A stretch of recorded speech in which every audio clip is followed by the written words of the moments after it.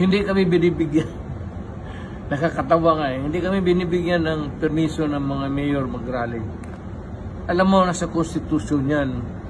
Mabigat yan. To peaceably assemble for redress of grievance.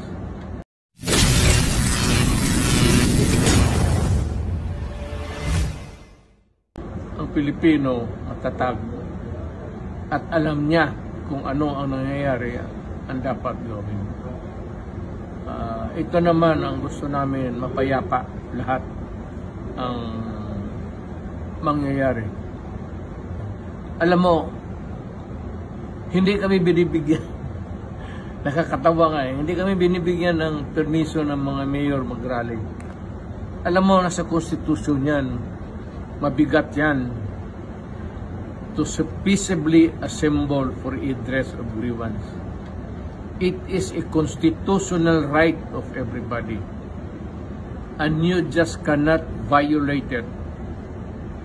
Kasi magkakaroon ka ng kaso niyan at ang hatol niyan is dismissal from the service. Yung mga mayor, baka hindi niyo alam yan. Mabigat na parusa yan.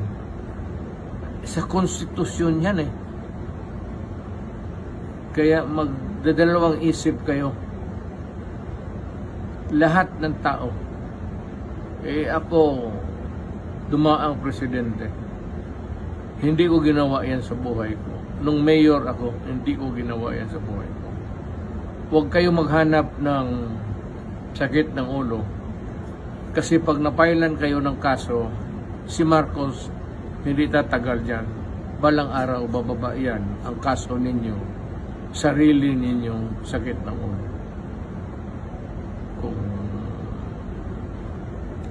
It's up to you. It's up to you. Bahala kayo. Makinig kayo, okay. Pag hindi, okay rin. Pero ang consequence ng ginagawa ninyo, mabigat yan.